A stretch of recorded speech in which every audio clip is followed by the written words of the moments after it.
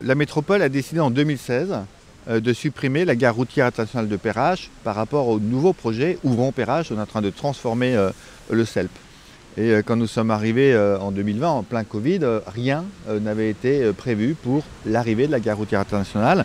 Donc quand on a rouvert le dossier en 21-22, on a naturellement d'abord regardé quels étaient les sites possibles. On a étudié une quinzaine et on a d'abord vite constaté qu'on n'était plus en mesure d'ouvrir une gare routière internationale définitive lorsque elle devrait quitter Perrache. Et donc nous avons choisi un lieu ici, à Gerland, à proximité du métro, pour que le service soit pratique pour les usagers, pour faire cette gare de qualité qui va durer 6-7 ans ici. C'est un investissement important, 3,9 millions pour ces 6-7 ans. Alors il faut savoir que les autocaristes payent ce qu'on appelle un droit de toucher à chaque fois qu'ils viennent, et que la totalité des droits de toucher qui vont être perçus pendant cette période de 6-7 ans devrait globalement couvrir le coût des investissements portés. Perrache n'est pas plus au centre de Lyon que Gerland. Ici, nous sommes au cœur de Lyon. Enfin, Perrache, actuellement, c'est des travées dans le CELP qui sont vraiment peu qualitatives. Et au milieu de la nuit, le CELP est fermé. Et donc, c'est sous le pont Kitchener, dans un lieu un peu glauque, que se font les départs et les arrivées. Donc là, en effet, 24 heures sur 24, c'est au même endroit, dans un endroit naturellement qui sera surveillé 24 heures sur 24.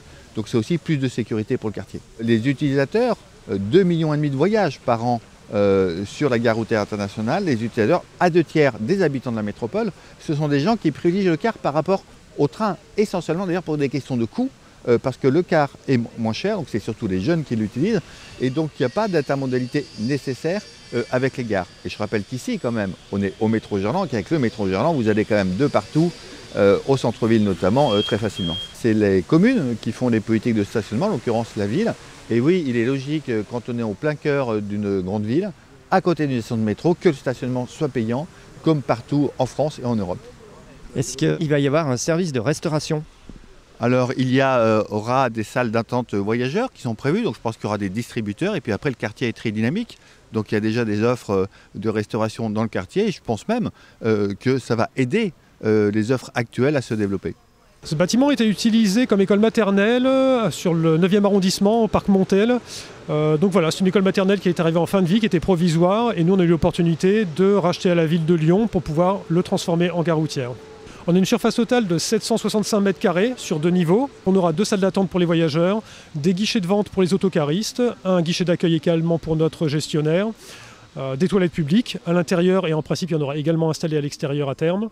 Et on aura également à l'étage des bureaux pour les agents qui vont travailler sur place, le gestionnaire et l'exploitant, et également une salle de repos conducteur. Salle de repos conducteur qui est quelque chose qui est largement demandé aujourd'hui par les autocaristes, mais qui est encore peu développé, donc on est très content de pouvoir la mettre en place. L'isolation est faite comment là ? On voit du bois, c'est aux normes passives ou pas ?